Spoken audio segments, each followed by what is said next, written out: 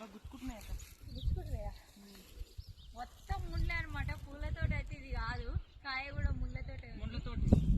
పూల తోట లెక్కనే ఉంది నిజంగా, చామంతి తోట లెక్క ఉంది అనమాట. ఇది చూడడానికి అందంగా కనిపిస్తుంది కానీ అన్ని ముళ్ళే ఉన్నాయి.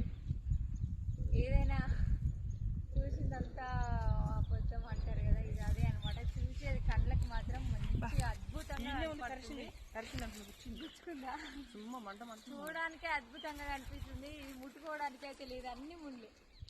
ఇగో మా తమ్ముడు అయితే 2 బర్రెల పాలు ఇండిండు, వెళ్ళిపోతుంది.